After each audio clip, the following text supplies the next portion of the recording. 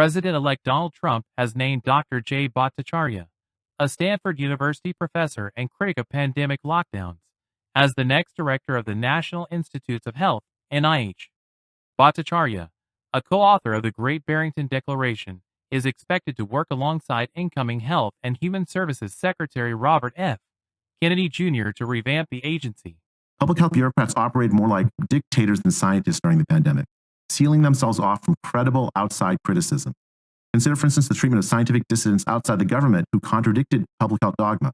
In the earliest days of the pandemic, public health bureaucrats organized a cover-up of the hypothesis that COVID emerged as a result of a laboratory leak, calling scientists who proposed the idea conspiracy theorists.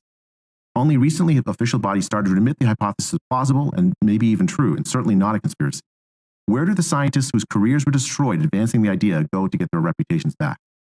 When Martin Kulldorff of Harvard University here today, Sunetra Gupta, professor at Oxford University, and I proposed a focus protection alternative, not a herd immunity alternative, to lockdowns in October 2020, then NIH director Francis Collins labeled the three of us fringe epidemiologists and engaged a media campaign to take down our proposal, to which tens of thousands of doctors, epidemiologists, and scientists endorsed, including a Nobel Prize winner.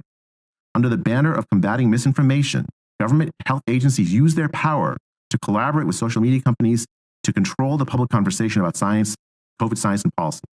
The pattern repeated itself throughout the pandemic, with science bureaucrats abusing their authority to create an illusion of scientific consensus in favor of destructive ideas when none existed.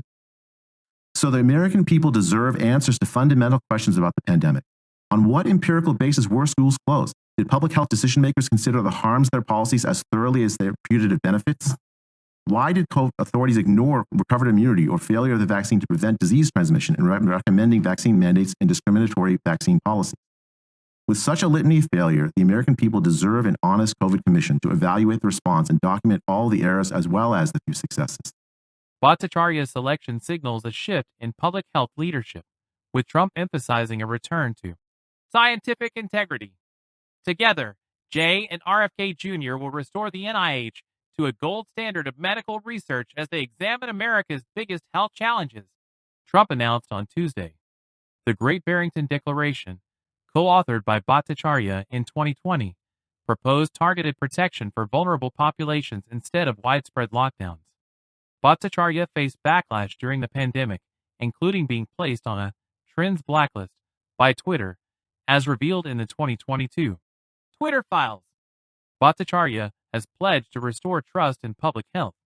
We will reform American scientific institutions so they are worthy of trust again, Bhattacharya wrote on X, formerly Twitter. The NIH, employing about 20,000 staff across 27 institutions, manages $31 billion in annual grants for medical research.